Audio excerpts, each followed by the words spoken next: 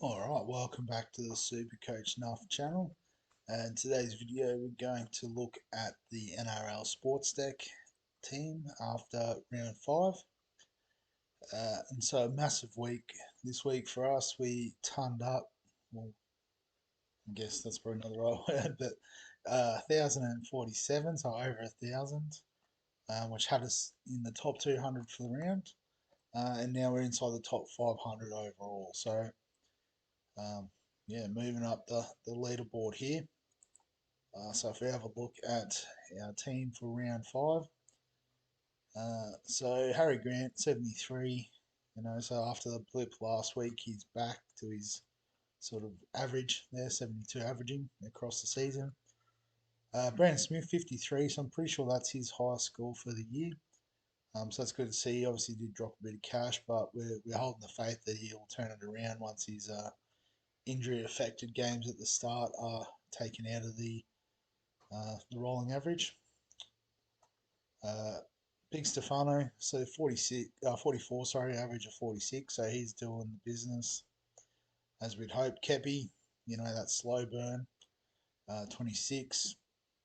And then on the bench, so Moale and Pele, you know, putting on some points. Obviously, Pele's still got a crazy low average, but it had to play some bigger minutes with all the injuries at the Dogs there, so we'll take those points. Well, actually, we didn't take those points, but those potential price rises off the back of those points we will definitely take. Excuse me. So then to the second row, so Cam Murray, he's back. So all the people that traded him out will probably be upset. But 80, Olaquatu 74, and Hopgood 44. Obviously, he's has regressed a bit, but he still looks good. If 44 is the absolute floor, then that's all we'll take that at this point in time. For Feeder, obviously on the bye, Jacob Preston, so he's been absolutely unreal.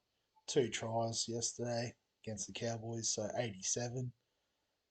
He's going to continue making cash. So I guess everyone said Hopgood, cheapie of the year. It could actually be Jacob Preston. And forward 45, that's pretty solid. We'll take that with his little bump in price. So then to the halves, so Cleary was the VC, got 84, so we took that by bringing in Schuster as our captain.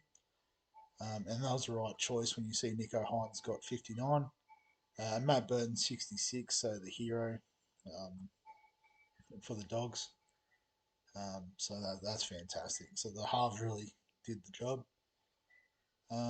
Holmes with 43 was good. The hammer was a little bit flat. Obviously, we should have actually had Alamotti. When you look at his score, he had a really good game. Carraz, awesome as ever with his runs and offloads and all that good stuff. So we could have had either of those in there, and that would have been a slightly better result. But you don't always get all the picks right. Tommy Turbo 87. That's unreal. Especially in this format where it doesn't seem like the attacking stuff is worth as much. So that just shows you how much work he does. Meany 45, Clockstad 44. Again, we could have played these guys, but we're only missing out on a few points. So we'll live with that. And they're obviously going to make us a lot of cash still.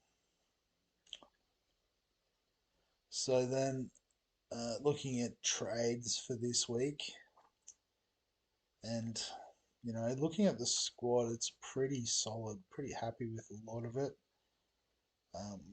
Would just ideally love to have some more scoring in the front row. So I think that's what we're going to try and target. So if we have a look at trading, the question is though, who do we trade out? Excuse me. So maybe we'll have a look at Stefano and how his scoring's going. So he's really leveled out. You can see the cash is sort of starting to dip. So I think it's fair to assume that his break even is about there.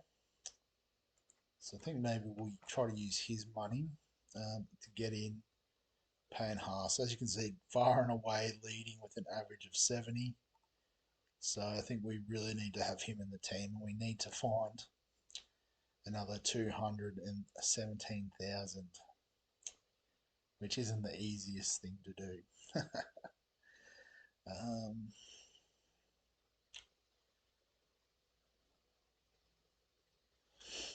so we might have to have a bit of a closer look at some of the backs, I think. So Meany, he's still got a few weeks before Pappenhausen comes back. You think they'd be targeting for Pappenhausen to come back in round 10 after their bye. So the Roosters, Manly at 4 Pines, and the Warriors, who obviously, their defence is doing really well, other than that initial 20-minute burst at the start of the game against the Sharks. So he could be worth a look, especially that 66 will be out of his average.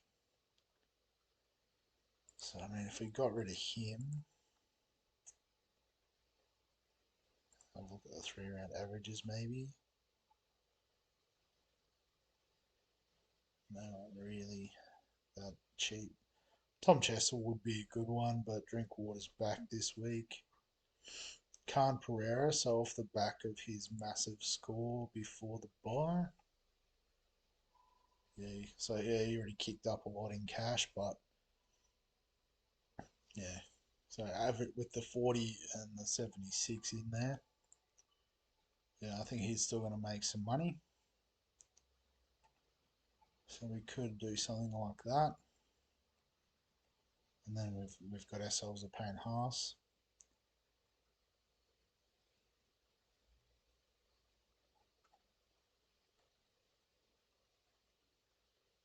Is there anyone else that jumped out this week as a cheaper option? Reece Walsh, maybe? We no, don't have that much money in the back line.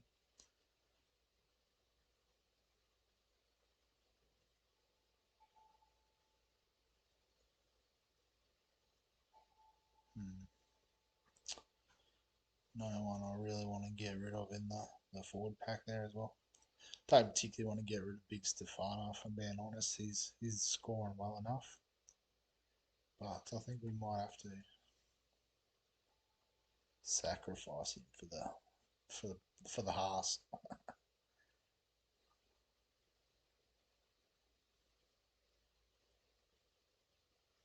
Let's just go it and see how the team looks. So we've now got Grant, Haas, second front row spot's a bit iffy, but it's I guess when you look at the scoring, it's the position that doesn't seem to get the biggest scores. Excuse me. So that's okay. These guys, so I can even put Fafita back in if we want it to look a bit more like what it will look like. Schuster. Well, yes, technically it'd be Hines there. The bird on the bench. And then we might swing the hammer in here. Khan Pereira and Carras can come into the starting team. So I mean, yeah, if we look at the squad like that, we're still happy with the back line. As is, the halves are obviously great. If you could have SJ in that spot, that would be the dream. But I don't think we can quite swing it yet. Got a full starting second row and these two weapons on the bench. One really good front rower and a gun hooker. So when you look at the squad, you'd probably want to upgrade the second hooker, the second front row. Um, and really, other than that, maybe eventually try to trade these guys to a couple of gun wing fullbacks once their cash is tapped out. So we're only a few spots away from having a full sort of squad in terms of the premium picks or as good as. And yeah, definitely some good cash generation going on here. So yeah, hopefully things keep trending the way they are. In terms of the captaincy this week, Um, so Melbourne and Roosters on Thursday night, so we'll go on Grant. I think will be the best bet. And then we can take our pick for captain. So Cleary's playing at Bluebet against Turbo. Sharks are on a bye actually, so we need to switch that up. Forgot Hines is out. Alright, so then who's our fourth sub? Ford? Yeah. Solid second row.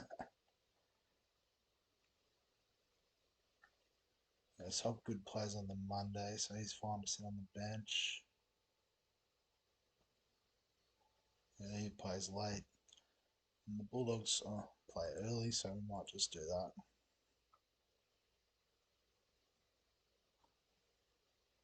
Yeah, so I think we go Cleary as captain.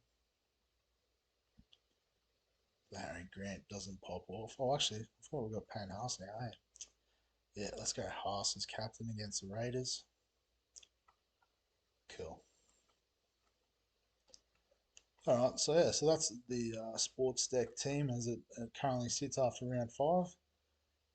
So if you are enjoying the content, feel free to like and obviously subscribe to the channel if you're enjoying all of the content. Feel free to make a comment if you've got another idea of how we get Payne Haas in. And other than that, thanks very much for watching, and I'll catch you in the next one.